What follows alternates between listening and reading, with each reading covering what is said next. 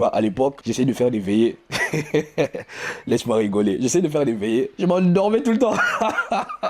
Deviens un anti-son. Tu ne peux pas devenir ce que tu veux devenir si tu es dans le confort. C'est quand Jacob est resté seul toute la nuit en train de lutter qu'il est devenu Israël. Alors, tu as dit que la parole nourrit Hum. et la prière rend fort. À quel moment intérieur le jeûne?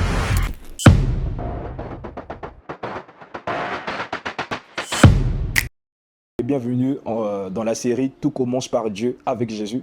Là, on est à l'épisode 4 et on a été béni, je crois, que par les épisodes précédents. La dernière fois, on a parlé de Dieu te construit, on a parlé des épreuves et tout, qui sont très importants. Vous voyez, parce que, comme on l'avait dit dans Jacques, il faut se réjouir quand tu passes dans des épreuves difficiles, parce que ça bâtit ta foi. Et aujourd'hui, on va parler de quelque chose que moi j'aime particulièrement. La vérité, j'aime tout, mais là, j'aime bien parce que on va parler de ce que Jésus veut te rendre fort. Tu vois, Jésus veut te rendre fort. Il veut te rendre fort. Et comment il fait pour te rendre fort? Il te rend fort par la prière. Il te rend fort par la prière parce que, tu vois, la parole te permet de grandir, la parole te nourrit, la prière te rend fort. Et aujourd'hui, tu vois, pourquoi est-ce que Jésus veut te rendre fort? La question, c'est ça, en fait. Pourquoi est-ce que Jésus veut te rendre fort? Parce que le monde est contrôlé par le malin. Le monde est contrôlé par le malin, mon gars. Je ne sais pas si tu vois, mais il y a trop de choses compliquées. Il y a des choses compliquées, c'est relatif. Mais tu vois, on reconnaît que le monde est contrôlé par le monde. Le prince de l'air contrôle le monde. Tu vois, le prince de l'air est là, il agit et tout. Et pour résister à cela, il faut que tu pries. Pour accomplir la volonté de Dieu, tu vois, la Bible dit, notre Père qui est aux cieux, que ton règne vienne, que ta volonté soit faite sur la terre comme au ciel. Le but du règne de Dieu que tu emmènes, le but du règne de Dieu, c'est d'accomplir la volonté de Dieu. Quand tu pries pour que le règne de Dieu vienne, c'est pour que la volonté de Dieu soit faite. Et au fait, en priant, tu deviens fort pour l'accomplissement de la volonté de Dieu. Donc c'est pour ça que Dieu veut te rendre fort. Parce qu'il sait que, mon gars, si tu veux faire par tes propres moyens, ça sera compliqué. Mais par la prière, ça ne sera pas compliqué au nom de Jésus. Ça, c'est pas compliqué au nom de Jésus. Tu vois, le royaume de Dieu appartient aux violents. Tu vois, même le royaume des cieux, là, ça appartient aux violents. Pour que tu puisses, tu vois, ceux qui sont part du royaume des cieux, ce sont les violents. Donc pour s'emparer de cela, il faut être violent. Et nous, la question qu'on va se poser aujourd'hui, c'est comment être fort ou violent pour voir la volonté de Dieu s'accomplir.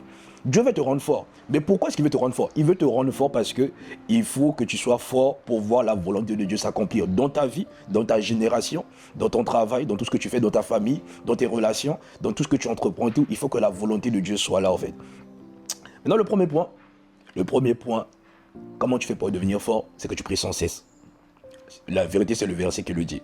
1 Thessaloniciens 5, 17 dit, priez sans cesse. Pourquoi est-ce que je dois prier sans cesse? Mon gars, tu ne sais jamais à quel moment les choses vont arriver dans ta vie, au fait. Tu ne sais jamais à quel moment, tu ne sais jamais à quel moment un accident peut t'arriver. Tu ne sais jamais à quel moment tu peux avoir une collision avec une voiture, ou tu ne sais jamais à quel moment quelqu'un va te faire du mal. Tu ne peux pas prévoir, en fait. Le cœur de l'homme est tortueux. Mais toi, tu ne peux pas prévoir à quel moment il médite de te faire du mal. Maintenant, pour ça, pour être barricadé, tu dois prier tout le temps. Pourquoi? Parce qu'en priant, tu es en train de déclencher l'atmosphère autour de toi. En priant, tu es en train de mobiliser, tu vois, l'armée céleste pour toi. En priant, tu es en train de faire quelque chose de spirituel. Parce que le monde, c'est d'abord spirituel avant d'être humain. Tu vois, le monde est d'abord spirituel avant d'être physique. Tu vois, donc tu dois prier sans cesse. Apprends à prier sans cesse. Il faut apprendre à prier sans cesse, je t'assure. Hein? La parole de Dieu est la nourriture, tu vois. Il faut que tu pries sans cesse. Si tu ne pries pas sans cesse, c'est comme si tu ne respires pas tout le temps. Si, tu vois, tu te nourris par la parole. Mais je t'assure, il faut la parole et la prière. Tu pries sur la base de la parole. Voilà pourquoi on a commencé par Jésus te construit. En priant tout le temps là. En priant tout le temps, tu es en train de te fortifier. La Bible dit, celui qui prie en langue s'édifie, se fortifie, tu vois. Quand tu pries en langue, tu es en train de t'édifier toi-même. Ton âme est en train de t'édifier. Ça veut dire que le jour où tu devais méditer la tristesse, tu peux pas, il n'y a pas de tristesse. Pourquoi? Parce que tu t'es édifié en priant en langue. Le jour où tu as eu un événement compliqué, où tu allais, au lieu de rendre grâce à Dieu, tu allais ajouter un autre livre de lamentation. Tout à coup, tu ne fais pas ça. Pourquoi? Parce qu'en fait, je fais de l'objet, je fais de toi, je prie tout le temps, j'édifie mon esprit et je suis là au fait avec Dieu. Je sais pas, tu vois, c'est ça le point. Il faut prier tout le temps. De manière pratique, comment tu fais pour prier tout le temps? De manière pratique, pratico-pratique, prie en langue tout le temps. Prie en langue tout le temps. Tu sors, tu pries en langue. Tu chantes, tu pries en langue. Tu éternues, chatakafa. Tu pries en langue, mon frère. Tu es dans les transports, tu pries en langue. Tu conduis, tu pries en langue. Tu es au travail, tu pries. Tu vois. Il y a des moments où il faut prier, tu t'assois. On le verra tout à l'heure. Je vais y arriver. Mais il y a des moments où partout, tu dois prier partout. Prier sans cesse là, c'est prier tout le temps. Prier tout le temps. Alors il y a des moments où tu n'auras pas toujours des mots, mais tu prieras tout le temps. Donc ça c'est le premier point, il faut prier sans cesse. Développe l'attitude de ceux qui prient sans cesse. Tu vois. Maintenant quand tu pries sans cesse, je me suis rendu compte que quand tu pries sans cesse, je te disais tout à l'heure qu'il y a des moments où il faut s'asseoir. Apprends à faire des veillées. Si tu veux devenir fort, apprends à faire des veillées. Non, la vérité, la famille. Il y a un secret de l'éveil. Moi, je n'avais pas compris ça à l'époque. Tu vois, à l'époque, j'essayais de faire des veillées. Laisse-moi rigoler. J'essayais de faire des veillées. Je m'endormais tout le temps. Dieu, Dieu. Non, je m'endormais. Tu vois, parfois, tu veux essayer de faire une veillée chez toi. Qu'est-ce que tu fais? Tu commences à prier. 30 minutes, 1 heure après, tu es sur le lit. Et du coup, tu dors. Ou tu vois, quand on fait les veillées, tu es connecté, tu es chez toi. Tu dors. Pourquoi? Parce que tu n'as pas compris comment fonctionnent les veillées. Et en fait, c'est ça. Fais des veillées. Maintenant, je vais t'expliquer comment on fait des veillées. Oh, mon frère, ça c'est... Tu vois, là, il faut être connecté. Je prie que le Seigneur ouvre notre esprit pour comprendre ça. Deviens... Est-ce que tu es prêt pour ça? Je ne sais pas trop. Deviens un anti-lit, un anti-chambre. Deviens un anti-lit, un anti-chambre. C'est le secret pour réussir les veillées. C'est le secret pour réussir les veillées. C'est devenir un anti-lit, un anti-chambre. Qu'est-ce que j'entends par devenir un anti-lit? Regarde, tu peux avoir un studio. Tu habites dans un studio, tu as un lit. Ne reste pas sur ton lit. Trop d'entre nous, et moi le premier, je t'avoue, je le faisais à l'époque. Et aujourd'hui, quand je le fais, je dis, mon gars, si tu restes là, tu ne vas pas prier, tu ne vas pas faire de veillée. Qu'est-ce que je fais? Je me mets à côté. Si tu as un studio, quitte le lit. Marche, mets-toi sur le palais, je sais pas quoi, mets-toi sur quelque chose en fait. Ne reste pas sur ton lit en tout cas. Tu pries à côté de ton lit. Si tu as pas juste une chambre, tu as 2, 3, 4, 7, ainsi de suite de pièces selon la grâce que Dieu t'a accordée, ne reste pas de ta chambre, va au salon. Va au salon, reste sur le tapis, reste là où tu veux, mais pas dans ta chambre. Deviens un anti-lit, un anti-chambre si tu veux devenir fort. Je t'assure, c'est trop fort. Regarde, je vais te montrer quelques versets que le Seigneur nous a fait grâce de comprendre et tout. Marc 1, verset 35. La Bible dit, vers le matin, pendant qu'il faisait encore très sombre, il se leva et sortit pour aller dans un lieu désert où il pria. Regarde, là on parle de Jésus. Vers le matin, il se leva. C'est-à-dire qu'il dormait. Mais vers le matin, il faisait encore sombre. C'était de la nuit, c'était de la nuit. Il sortit pour aller dans un lieu désert où il pria. Le lieu désert là, le désert, il n'y a pas de confort. Ton lit, il y a trop de confort. Il y a trop de confort sur le lit. Le lit a trop de confort, voilà pourquoi dès que tu mets, tu t'envoles je ne sais où. Le lit a trop de confort. Si tu veux devenir fort, apprends à quitter le lit. Mon gars, je t'assure, ma soeur, mon frère, je t'assure. Apprends à quitter le lit. Apprends à quitter le lit et apprends à quitter la chambre. Apprends à quitter le lit, tu vois. Jésus se leva, ça veut dire qu'il se reposait ou il dormait, mais la Bible dit qu'il se leva et allait dans un certain lieu, tu vois, où il pria. Le lieu là, c'est le désert. Il pria. Il pria. Il n'a pas prié là où il dormait? Non, il n'a pas prié. Pourquoi? Il faut te poser la question. Pourquoi s'il n'a pas prié là où il dormait? Pourquoi il a dû aller dans un lieu où le désert? Pourquoi la question en fait? Pourquoi la Bible précise que ce lieu-là, celui-là en fait c'est un désert?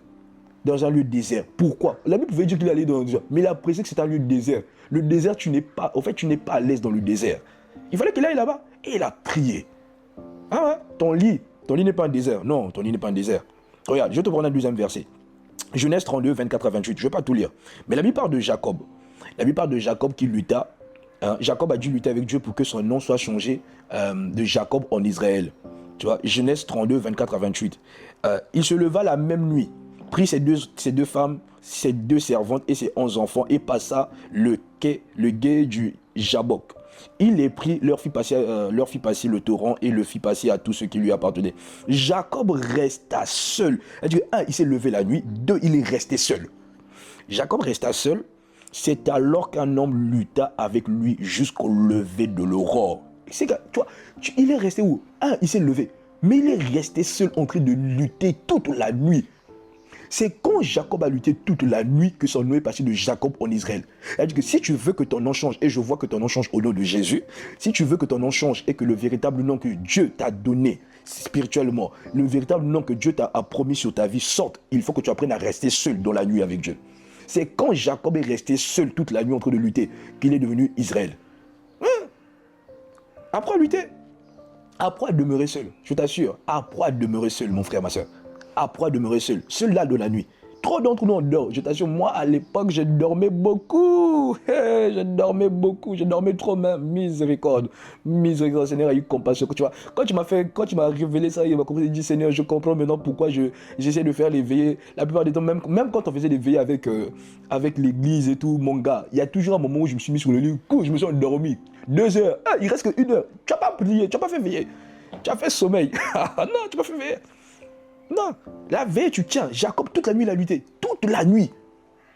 Comme un d'entre nous. Non, je t'accuse pas, moi, je te dis, on faisait ça. Mais c'est parce qu'à la grâce de Dieu, on a compris maintenant, tu vois. On a compris. Mais, apprends à lutter la nuit.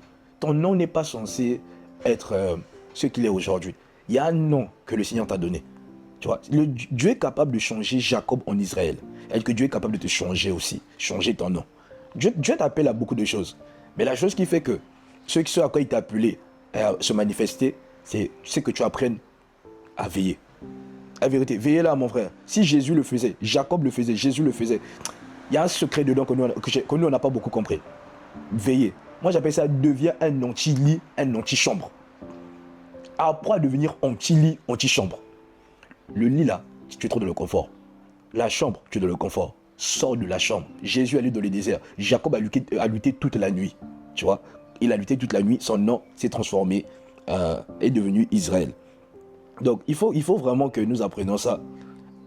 Tu vois, la Bible, la suite dit même, il dit, laisse-moi partir, car l'aurore se lève. Jacob répondit, je ne te laisserai pas partir avant que tu ne m'aies béni. Il lui demanda, quel est ton nom? Il répondit, Jacob. Il ajouta, ton nom ne sera plus Jacob, mais tu seras appelé Israël, car tu as lutté avec Dieu et avec les hommes, et tu as été vainqueur. Hey!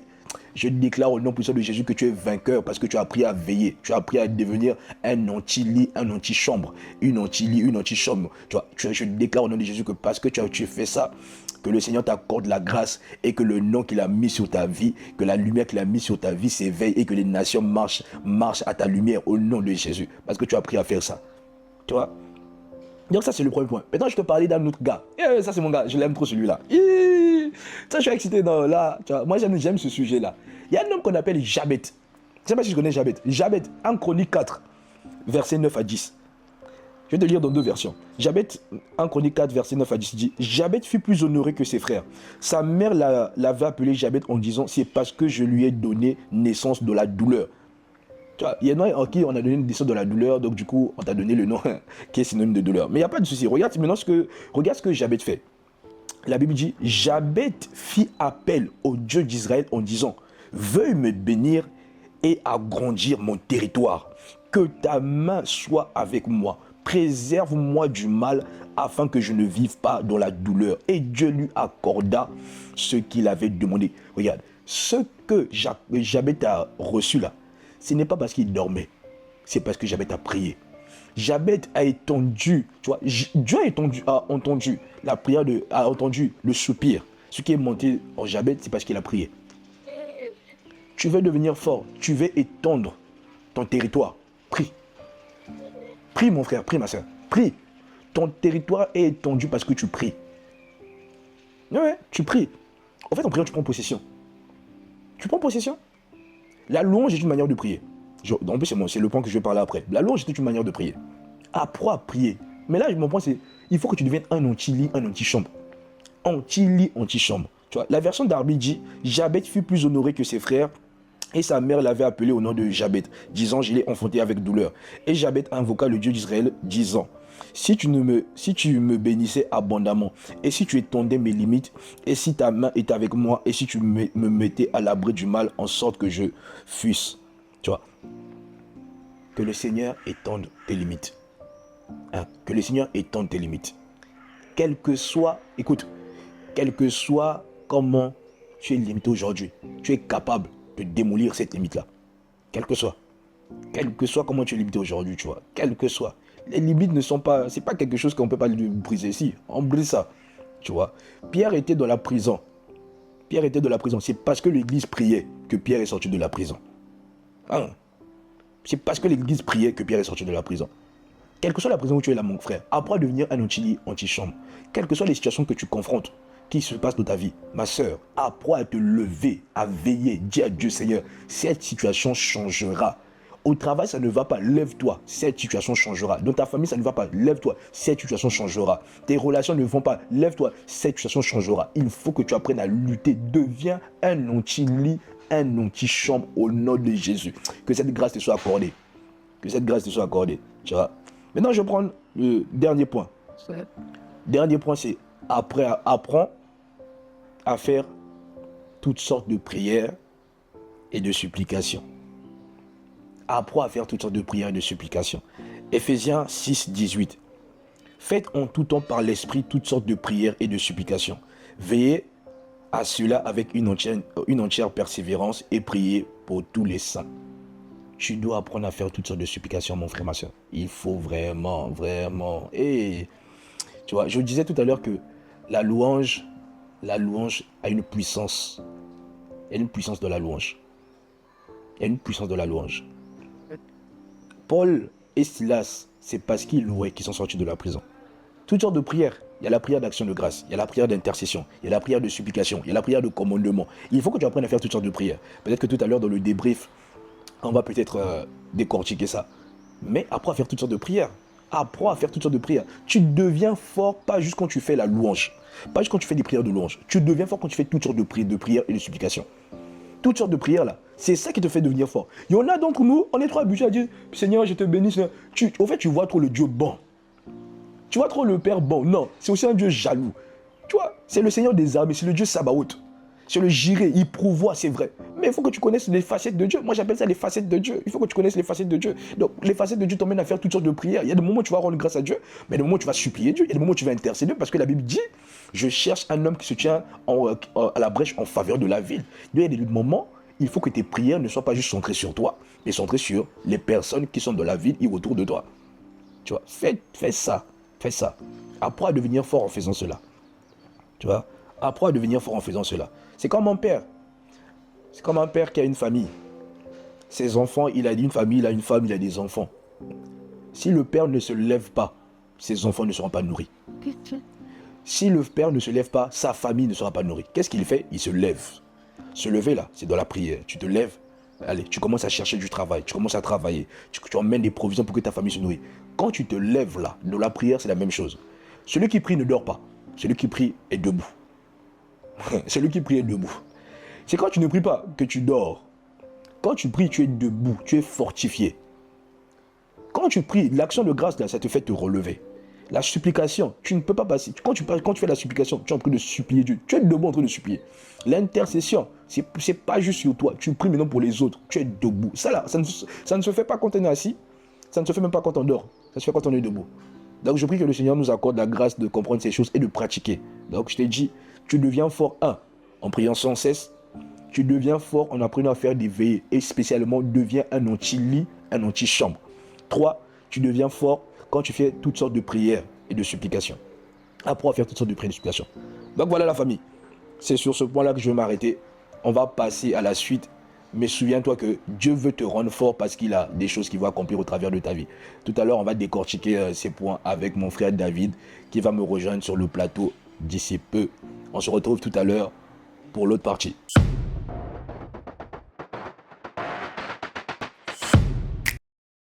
Bienvenue dans cette deuxième partie. Bienvenue dans cette partie dont on appelle ça le débrief. Alors, on va débriefer la parole qu'on a reçue tout à l'heure. Je suis avec mon frère David. David, comment vas-tu? Je vais bien. L'homme des bonnes questions. Hein. Non, on discute ensemble. C'est une conversation qu'on a et tout. Mais je sais que lui, il a toujours des pépites. Donc, ça permet de déclencher des bonnes conversations. Par la grâce de Dieu. Par la grâce de Dieu. By the grace of God. Amen. Amen. Tu parles beaucoup anglais, hein? On essaie, on apprend en fait. C'est la même. Ok. Alors, oui. Aujourd'hui. Une phrase choc que j'ai retenue, que je pense que ceux qui nous suivent aussi vont retenir. Deviens un anti-chambre. Un anti-chambre, un anti-lit, mon gars. Donc, est-ce que tu veux nous dire par là que le confort est un ennemi? Bien sûr. Pour l'exaucement de nos prières? Alors, ce n'est pas un ennemi pour l'exaucement, mais le confort est un ennemi pour l'élargissement de ce qu'on est censé devenir. Okay. Tu ne peux pas devenir ce que tu veux devenir si tu es dans le confort. Il n'y a aucun homme qui est devenu ce qu'il est devenu en restant dans le confort. Aucun homme, tu vois. Jésus l'a montré. Quand Jésus va dans le désert pour faire 40 jours de prière, il n'est pas dans le confort. C'est parce qu'il est dans l'inconfort que la mission que le Père l'a confiée, il peut l'accomplir. Amen. Tu ne peux pas accomplir ce que tu vas accomplir si tu restes dans le confort. Impossible. La vérité, nous-mêmes, ce podcast a commencé, on était dans l'inconfort. On était dans l'inconfort, mais on a dû payer le prix. On s'est dit, Seigneur, tu vois, tu nous as donné une vision, tu nous as donné quelque chose et tout, mais il faut qu'on se mette dans l'inconfort. Et dans l'inconfort, en fait, c'est là que Dieu voit. En fait, tu vois, l'inconfort, et là particulièrement dans la prière, l'inconfort de la prière montre ton sérieux avec Dieu. Tu vois, ton inconfort, quand tu es dans l'inconfort et que tu continues quand même à faire, ça montre à Dieu que tu es sérieux. Tu ne peux pas être sérieux tout le temps dans le confort. Et puis, dis-toi que même, on écrit souvent des livres, Oui. sors de ta zone de confort. Sors de ta zone de confort. Donc, si humainement, pour atteindre certains projets, il faut se challenger, Bien sûr. pourquoi pas se challenger dans la prière? Surtout, même j'en dis dans la prière. Je te donne un exemple. Quelqu'un qui va à la salle de sport, Ouais. là, on est bêté l'été là. Quelqu'un qui va à la salle de sport, il va avoir un. C'est quoi, body. Body. C'est quoi déjà? Je sais Bon, pas trop. vous connaissez. Il va mettre dans les Summer body, non, commentaires. c'est summer body. Voilà, on dit summer body. Ok. Quelqu'un qui va avoir un summer body. Ouais. Si tu vas avoir un summer body et que tu n'as pas le body, du coup le corps que tu es censé avoir et tout, qu'est-ce que tu fais? Tu fais de l'exercice. L'exercice te permet d'atteindre un but, le but que tu t'es fixé. Sauf que pour faire ces exercices-là, tu n'es pas dans le confort. Ça, c'est clair. Tu dois soulever des poids, tu dois ajuster ton alimentation, tu dois courir 10 km, 15 km par jour et tout. Tu as sué. Tu dois suer. Ouais. Tu vois, en priant, en devenant un anti-lit, un anti-chambre, tu es en train de suer. J'aime bien cet exemple avec la salle de sport. Parce que ça nous montre en fait comment l'être humain est prêt à tout pour atteindre un objectif. Bien sûr. Parce que dans la salle de sport, c'est voilà quoi, c'est cardio comme on le dit, tu te fais du mal. Bon, pas du mal pour un bien. Mais oui. Donc dans la prière, Tu je vois. pense que ça devait être aussi Tu vois. pareil. Et là, tu as donné l'exemple de Jésus.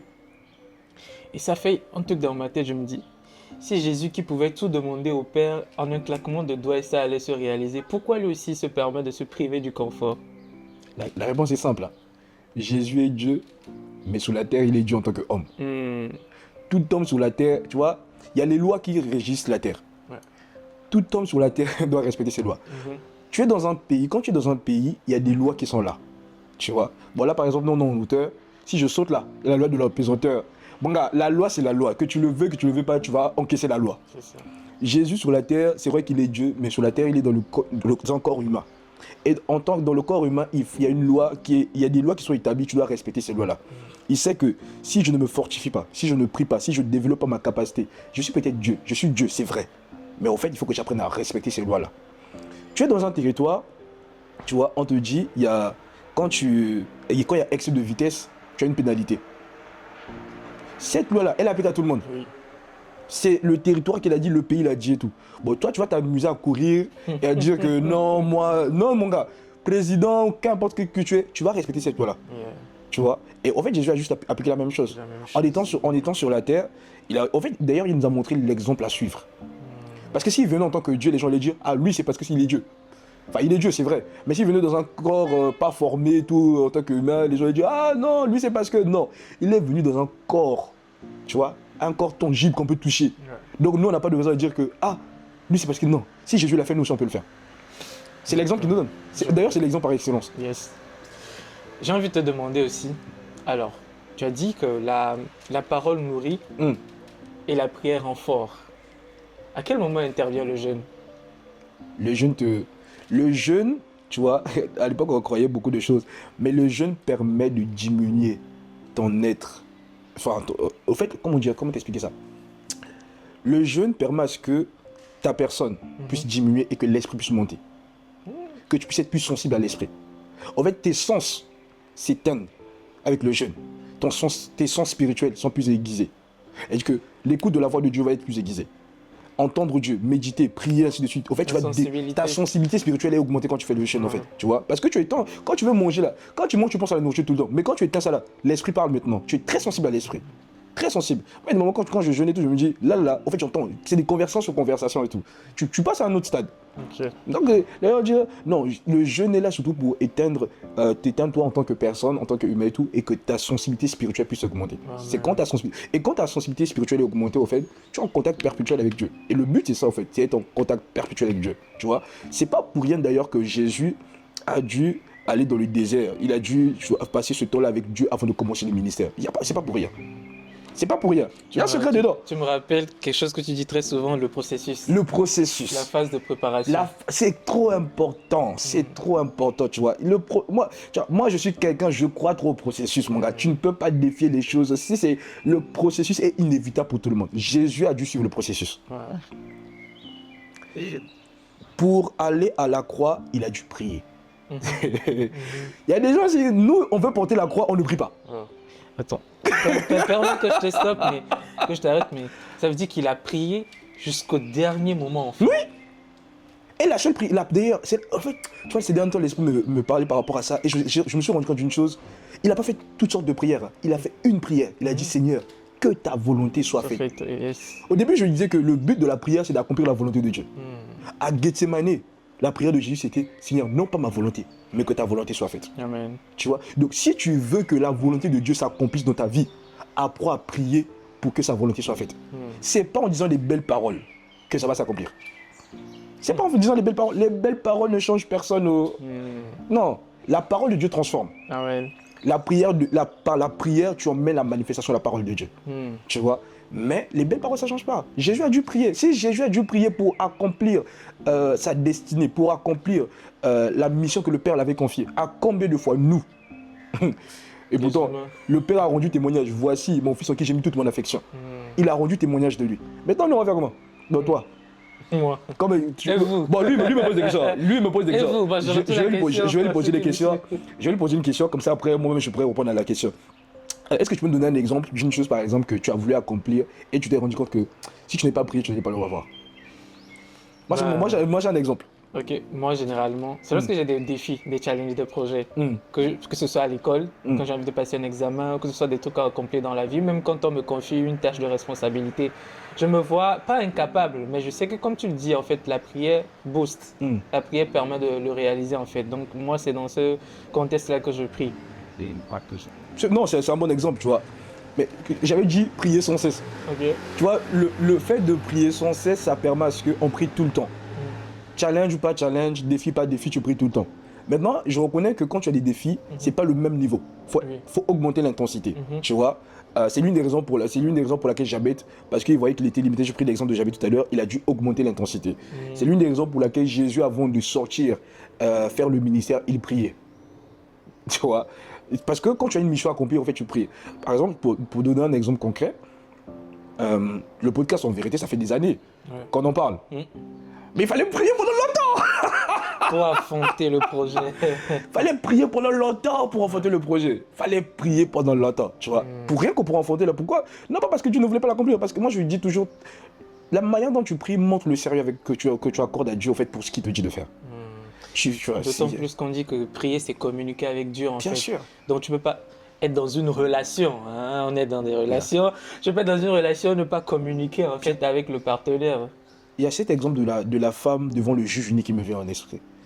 La femme devant le juge unique est repartie. Elle a dit, si tu ne me fais pas grâce, je ne vais pas arrêter. Si tu ne réponds pas, je ne vais pas arrêter. La persévérance. La persévérance. Tu dois persévérer. Mais je t'ai dit, si tu n'apprends pas à devenir un anti-lit, un anti-chambre, là, tu vas dormir tout le temps. Et je te dis, non, là, je sais de quoi je parle quand même. Mon gars, j'ai trop dormi. Ah, my God. J'ai trop dormi. Ok. J'ai dormi. Mais non, dis-moi, tu as donné l'exemple de Jacob. On a vu qu'il a fait sa prière seul, il a fait sa lutte seul. Et tu disais qu'à un moment donné, il faut que toi-même tu te lèves pour affronter des choses, pour accoucher des choses. Mais il y a certaines personnes, par exemple, ils n'arrivent à prier qu'à l'église. Tu veux dire que la prière collective peut-être a des limites? Non. Il y a une grâce spéciale de la prière collective. Tout comme il y a des choses que tu dois apprendre à faire seul. Tu vois, il y a une grâce spéciale. Oh, l'exemple me venait tout à l'heure, c'est parti. Mais il y a une grâce spéciale de la prière collective, en fait, ça te permet, tu vois, la Bible dit, quand deux d'entre vous s'accordent et qu'ils prient. C'est-à-dire que quand deux d'entre vous s'accordent, quand vous priez, vous recevez. Il y a une grâce qui est là. Mais il y a des temps. Il faut avoir, la vie de prière, c'est pas la vie de prier avec tout le monde. La vie de prière, c'est ta vie de prière. Personnel. C'est personnel. Est-ce que ma vie de prière ne se résume pas juste à mi temps de prière à l'église, avec tout le monde? Non. Ma vie de prière se résume autant que j'ai moi. L'église en fait partie, mais autant que j'ai moi personnellement. Ah, donc tout ce qu'on fait à l'église, là, c'est zéro. Non, non, j'ai dit l'église en fait partie. Ok. Ça fait partie de ta vie de prière. Ok. Mais à côté, je suis à l'église le dimanche, le vendredi, le mercredi, le mardi, le lundi. Enfin, pour certains, tu vois, il y a des jours spécifiques à l'église. Bon, quand tu n'es pas, et d'ailleurs, c'est 2 heures généralement. Donc, pendant les 2 heures là, donc ça veut dire que si tu n'es pas à l'église, tu ne pries pas. Une vie de prière ne se résume pas au temps de prière de l'église. Non, écoute bien, je vais répéter. Ouais, vas-y, lâche. Non, je vais te dire. Une vie de prière ne se résume pas au temps de prière de l'église. Une vie de prière ne se résume pas au temps de prière de l'église. Amen. Ta vie de prière se résume au temps que tu as continuellement avec Dieu. Et les temps continuels, c'est là où c'est ce que j'ai donné tout à l'heure, et 1 Thessaloniciens 5, 17, prier sans cesse. C'est ça qui fait ta vie de prière. Jésus priait tout le temps. Tu vois? Il priait tout le temps. Jésus dit, je ne fais que ce que je vois le Père faire. Il est tout le temps en communication avec Dieu, avec le Père. Ça fait qu'il reproduit la même chose. Prier, c'est communiquer. Hein. Plus je communique avec le Père, Oui, plus ça. je suis imprégné du Père. Et comme je vois ce que le Père fait, je reproduis.